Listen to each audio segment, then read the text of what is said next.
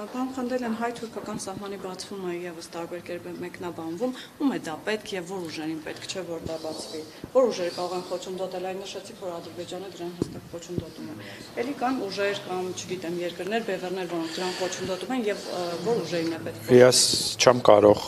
այդպես կանխատեսումներ, կանխագուշակումներ անել այս թեմայի վերաբերյալ, ես կարող եմ ասել, որ Հայաստանի Հանրապետության համար շատ կարևոր է եւ շատ օգտակար է մեզ համար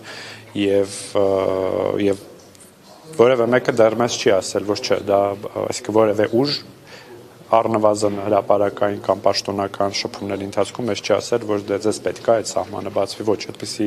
միտք չի հնչել։ Նաև խոսակցություններ կան, որ Թուրքիան ասում է հայկական կողմին է դա պետք սահմանի բացել,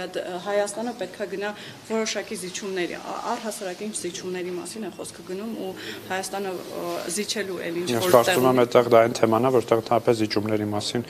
խոսք լինել չի կարող, որովհետև ունենալով հայ-ադրբեջանական խաղաղության համատեքստում։ Չէ, դե մենք մեր հայ-ադրբեջանական համատեքստում խաղաղության պայմանները մեր կողմից նախանշված հայտնի են եւ նաեւ խաղաղության պայմանագիրն է